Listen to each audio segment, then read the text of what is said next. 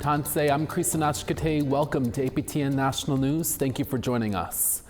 Fires continue to rage throughout Manitoba this week. At a press conference in Winnipeg this morning, it was announced there are 21 active wildfires burning. Currently, 5 are out of control, with 4 burning in the southeast. Tragically, 2 lives have been lost to the wildfires in the rural municipality of Lac du Bonny, roughly 100 kilometers northeast of Winnipeg.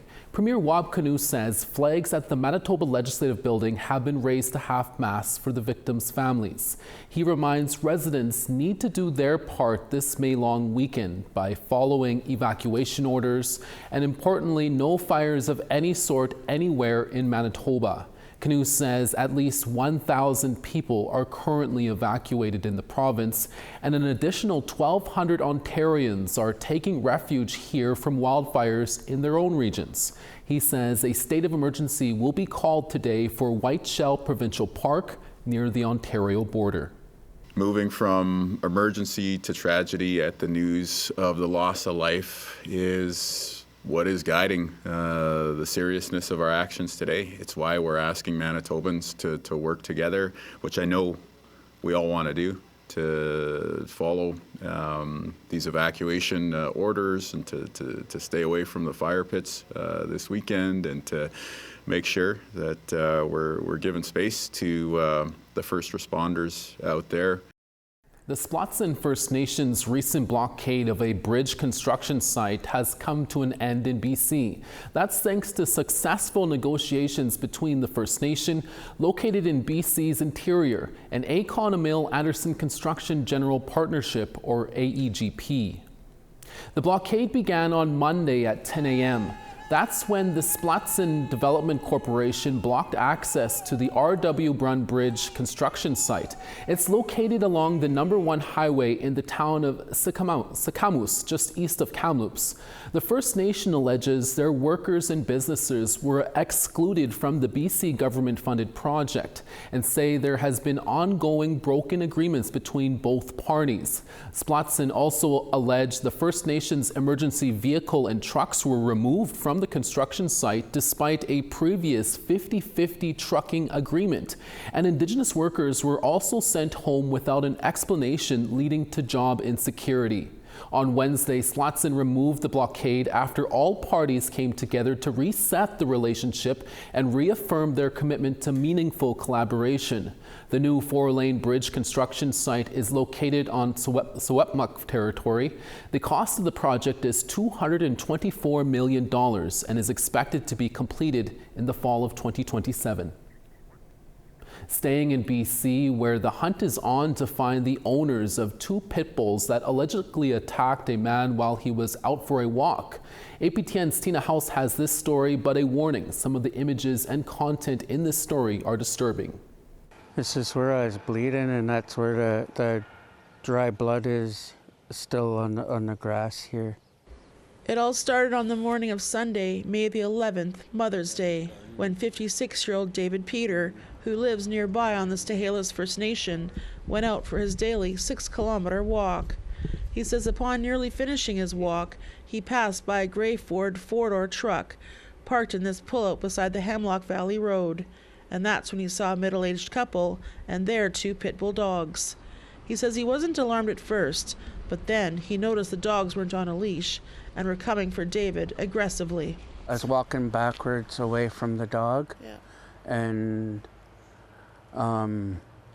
the black dog was lunging at me, and then he got me on the forearm, and then after he was biting away at my forearm, he tried to get at my face, and I was using my arms to try to protect my face and other areas of my body. And when he couldn't get to my face, he bit into my arm right here, and he was just, his jaw and his teeth were locked right into my arm.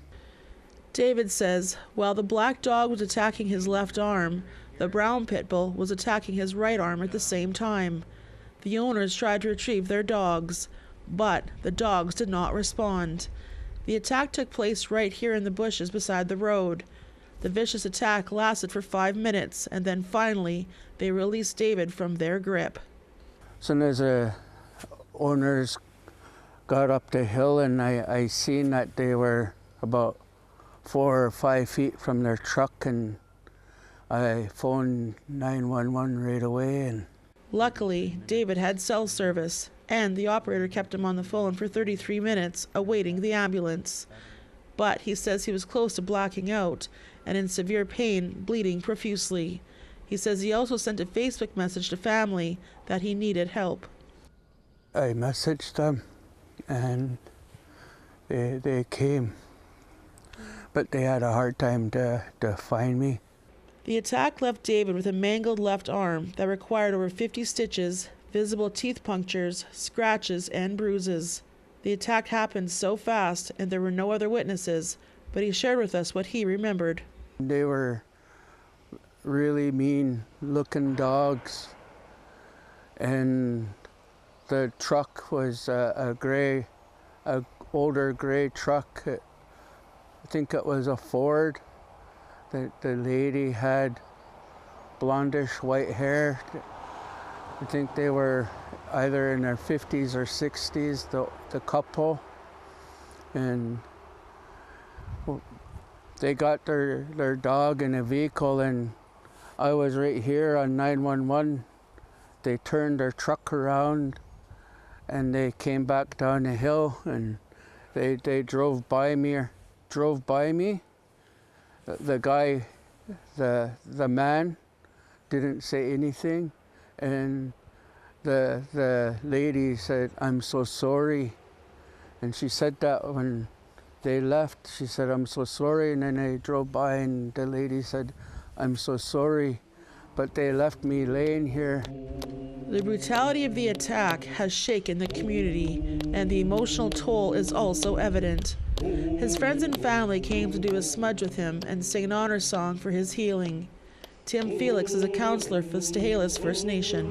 Have the police been notified? They have. There's a file open, vague description, and the leadership table, administration, organization thought right away we better do a media release, because with the amount of information the police had, we didn't think that justice would prevail because they had so little information. So we thought putting this out into the media release would hopefully help identify the culprits. David Peter is a father, grandfather, and now great-grandfather to a 9-week-old baby boy. And despite all he's been through, he's grateful it didn't happen to anyone else. I rather that happened to me than a child or an elderly person. I hope that the owners of dogs get the message to keep their dogs on a leash. I really hope that you find it to be able to turn yourself in and to be take accountable for what those dogs did to me. We reached out to Agassiz RCMP but did not hear back for an interview. David Peter has filed a police report. If you know who the owners are of these 2 pit bulls, please contact the RCMP in Agassiz. Tina House, APTN National News, Sanax First Nation. A cultural space named the Sanax Centre opened last Friday in Montreal. The centre celebrates Inuit culture through artwork and displays. But as APTN Savannah Craig reports, some say this space represents wealth disparity.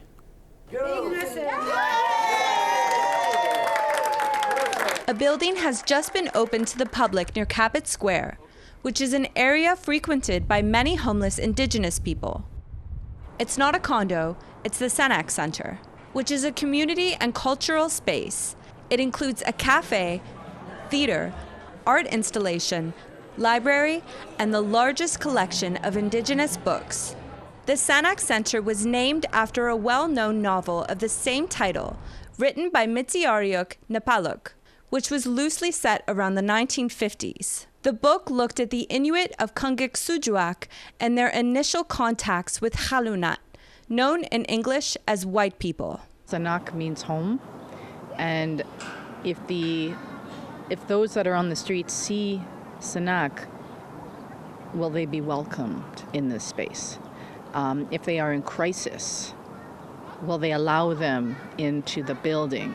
Naguset is the executive director of the Native Women's Shelter of Montreal. Take a look behind you about what they're creating. This is a multi-million-dollar condo. She said this to APTN News back in 2021 when she was frustrated about the amount of condos popping up in the area. She's still frustrated, but now takes issue with how buildings in Cabot Square are being used. While Naguset appreciates the celebration of Inuit culture, she's concerned there's not enough focus on providing services to the unhoused Inuit near Cabot Square. When they were building the condos and Sanax, because they're all in all the same thing, there was a woman named Elizabeth Putaguk, and she died. She died because she had nowhere safe to stay, and she died. She says Indigenous-led organizations near Cabot Square weren't involved in the decision-making process of the Sanax Centre by the City of Montreal. Alia Hassan Cornal is the city councillor for the City of Montreal in charge of reconciliation with Indigenous people.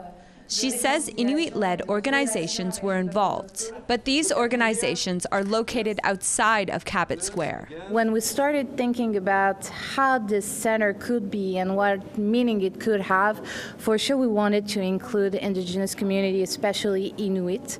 Tina Pasukti is the executive director for the Southern Quebec Inuit Association. Right beside the Cabot Square, you have Sanax Centre that has a very different image of Inuit that is really showcasing Inuit culture. She says this is a turning point for positive representation of Inuit in Montreal.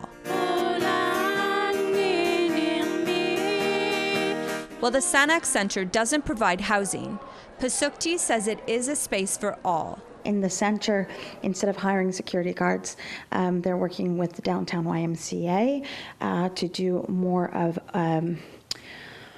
cohabitation and more working with the population and speaking to them about tolerance and cohabitating so that we can have better outcomes. While some see this as a step forward for positive representation for Inuit in Montreal, others want more for Cabot Square.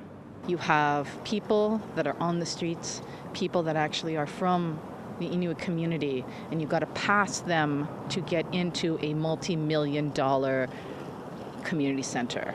I think that needs to change. Savannah Craig, APTN National News, Montreal. We'll have more news after the break. Stay with us.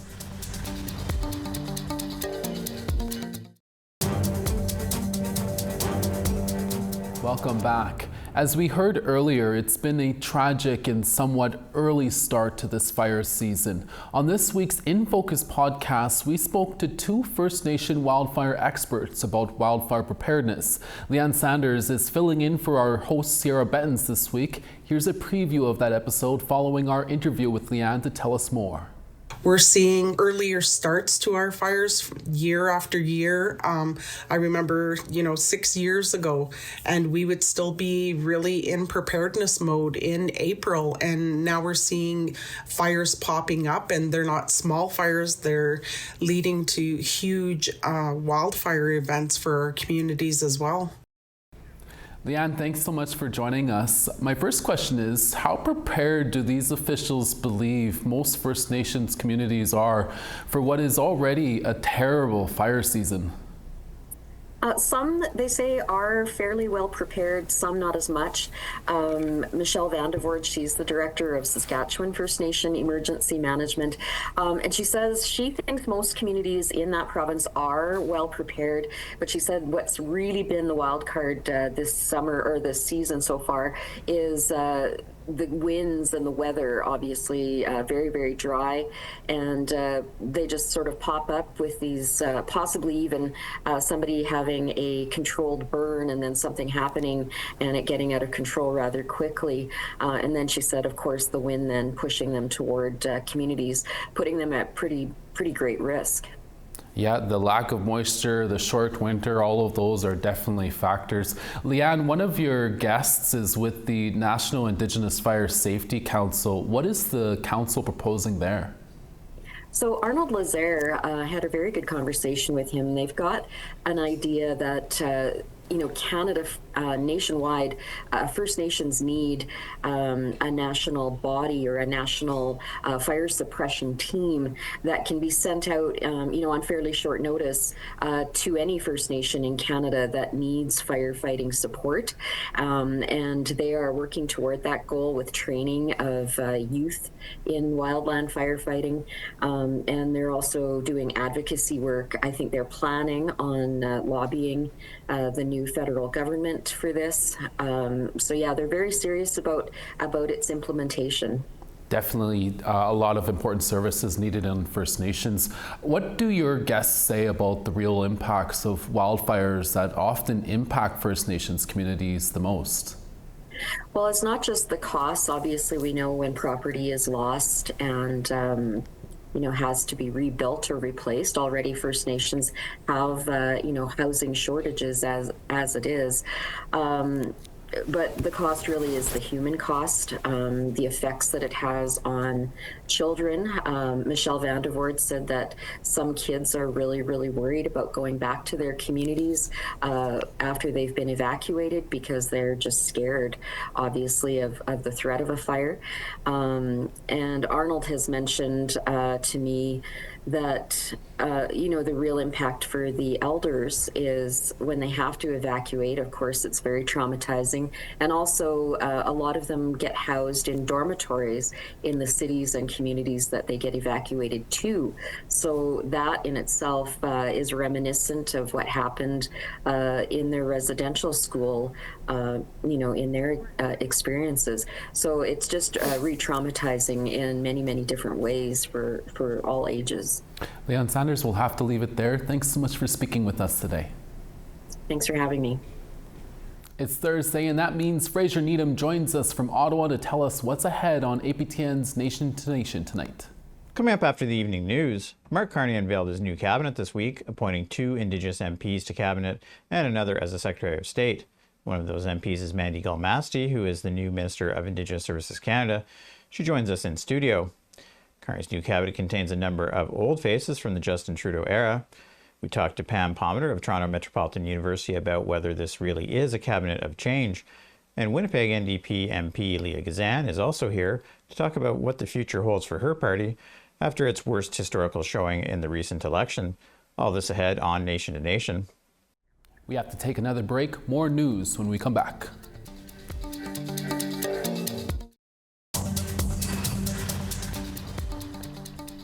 On the east, Halifax 22 and sunny, Charlottetown 22 there as well. Anujiwak -3, La Grande River 10. Gaspé 10, Saguenay 21. Peterborough 19, Ottawa 26 and sun. Wawa rain and 17, Elliott Lake 22 and sun. -2 in Churchill, God's Lake 4. Princess Harbour 11, Gimli 11. North Battleford 11, Yorkton rain and 5. Stony Rapids 1, Buffalo Narrows sunny there with +4. Rain and high level at 18, Fort Chippewa 9. 15 in Lethbridge, Medicine Hat 18. Campbell River 14, Bella Coola 13. Sandspit 10, Smithers 12. Whitehorse 12, Dawson 11. Wrigley 11, Fort Simpson 13. Sax Harbor -6, Polituck -4. -4 in Whale Cove, Chesterfield -4. And Clyde River -6, Aglulik -7. The 28th annual Vision Quest is taking place in Winnipeg this week. The conference brings together thousands of people to inspire one another. It's also a place to show off your crafts and small businesses. That's where TR Wheatley went shopping this week. Indigenous business folks coming together in one space, vendor after vendor, each with its own little niche. These are good for smokeless smudge. Sprays, lip balms, lotions, and soaps, all made by Lac-Seul band member Francesca Amin. So I started Sweetgrass Soap in 2021. I actually started in my kitchen. I started formulating soaps for my son, actually, because he had cradle cap, eczema, always had skin problems, and I found that most of the big brands in stores, well-known big brands, had too many sulfates, parabens, which penetrate skin, make skin inflamed, and cause these kind of dry skin irritation stuff. So I decided to look into homemade soap. My best seller is the Deadly Auntie. This is the one I'm most well known for. Smells amazing. But yeah, give it a try. Yeah. Amin's business is based out of Langley, British Columbia. She says many Indigenous-owned stores across the country carry her products. So my website is sweetgrasssoap.com. You can place an order online. Family game night res style is also an option. There are 16 life-sized games the Smoke Sisters from Dakota Plains First Nation created through their business, Ninawaste. The idea brings games like Hoodis, Scrabble, Yardsie, and more to your backyard party. With just 1 year in business, Tana Smoke says they've already learned a lot. Definitely a positive going in is that we do work full-time outside of our business, and I'm an accountant of 13 years, rails and sales and marketing going on 6, so that definitely helped us in getting our business started. Rael Smoke says they are already planning to expand with hopes of adding 5 new games a year. So we've always been like a big gathering gaming family. Every time we get together, we always play a game with the kids and the family. So that's kind of where we stand it on games first. This shirt vendor was also quite popular with patrons coming and going. Chris Thompson's business Warnge started in his basement. He says his family are jokesters and they just started a play on words and logos already out there. Yeah, we have a lot of deadly items, Deadly Auntie, Deadly Cookum, just Deadly. We're starting to get more into more like traditional looking designs, female designs, floral designs. Yeah, our website is www.warnge.com, WARNGE. With a silk on top of it, and then they just have the ribbons. And then we can make them in any colors that you need to, right? And what's an Indigenous craft market without the traditional items? Roberta Bear and Tika's Boutique have been a staple at the Forks in Winnipeg for over 2 decades. The website is, we have tikasboutique.com, and you can find us on Facebook, what else, Instagram. Becoming a place to help those just starting out. We actually, with all of our stores, we actually deal with probably 100 to 200 different crafters on a yearly basis that drop off little pieces, where it helps support their household. And supporting one another being one of the original goals of what the visionaries of Vision Quest set out to do all those years ago. TR Wheatley, APTN National News, Winnipeg. And that's your daytime newscast for this Thursday. TR Wheatley will host our evening newscast in a few hours. Please join us then. Hi, miigwech masicho. Thank you for watching, and we'll see you again. Ekse.